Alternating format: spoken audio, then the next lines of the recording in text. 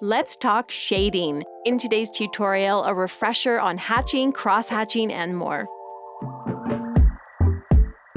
Hey friends, what's up? My name is Shayda Campbell. Welcome to my studio. Around here, we like to make art, and it's fun, not scary.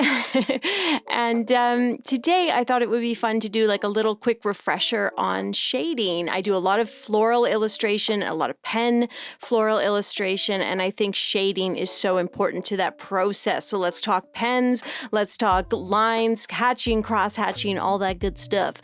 Okay, so I am beginning in a little sketchbook. All of the supplies are linked in the description if you would like to use my exact paper and whatnot.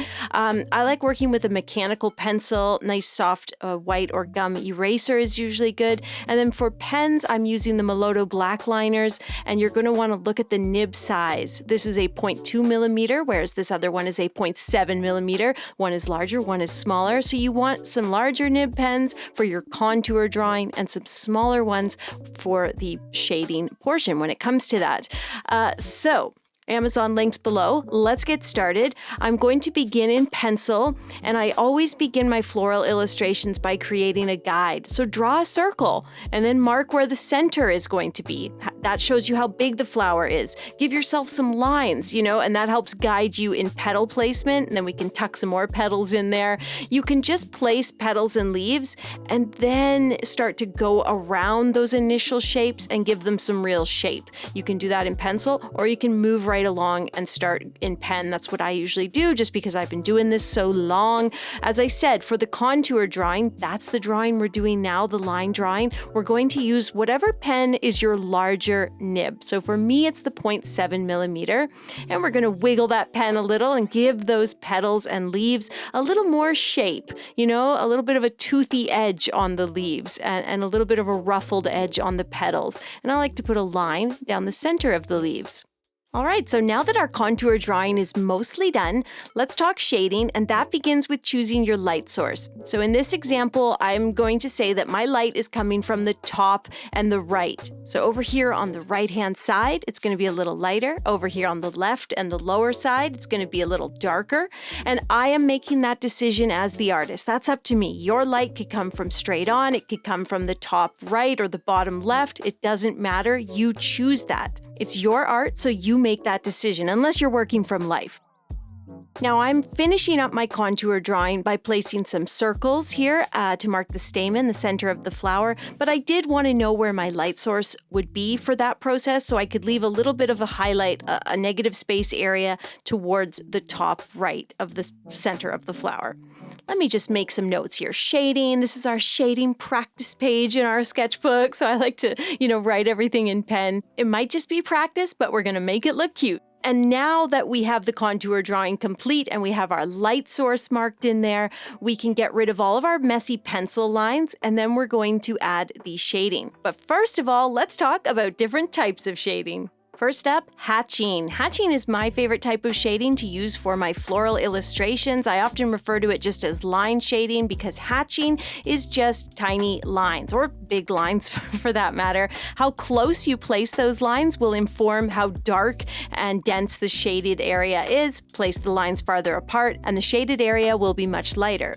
Next up, cross-hatching. That is also just what it sounds like. We're going to do our hatching, so lots of little lines, but we're going to do another set of lines at odd angles to that first set. So you're doing this kind of crisscrossing, keep it really dense for a darkly shaded area, keep it a little less dense and tight for a lighter area. At the bottom of our cute little practice page, I'm also going to mark down stippling and scribbling. These are types of shading that I sometimes implement. Stippling is just dots. Again, if they're really tightly clustered, it's going to look really dark. And the farther apart those dots are, the lighter the shaded area will be. And then scribbling is really fun. You can do some really dense, messy scribbles for dark areas and some looser scribbles for lighter areas. Now that you know some different ways that you can shade, let's get into it. And I've been using the 0.2 millimeter pen for this shading. So let's stick with that as I start to add hatching to my leaves and flower petals.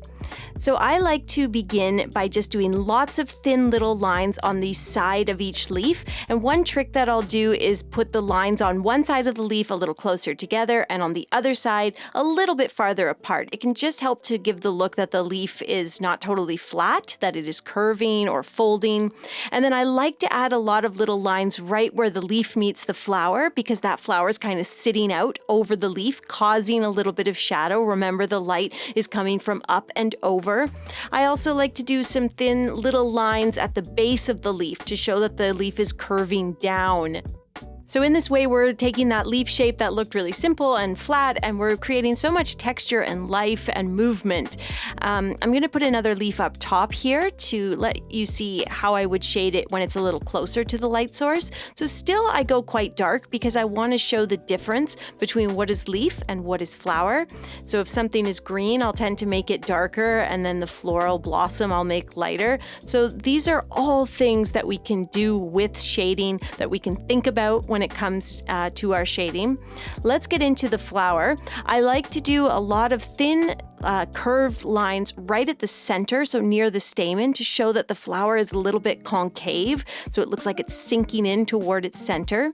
I also have this secondary layer of petals kind of beneath the main flower, so I want to put some little lines in between all the petals to show that that larger petal, the front petal, is casting a shadow down beneath.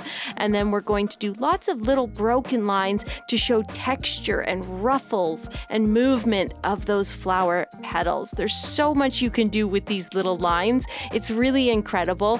And if you want to go in depth with shading, with hatching, cross-hatching, and floral illustration on the whole, I have a wonderful e-course that is a lot slower and a lot more comprehensive than this video. Check that out on my website, shaydacampbell.com. And right now you can use code FALLLEARN, because I love to learn in the fall. I love to take on new hobbies in the fall. I make more art in the fall when the weather gets cold, and I want you to come along with me and do some learning. So use code FALLLEARN to save big right now on all of my e-course and workshop offerings.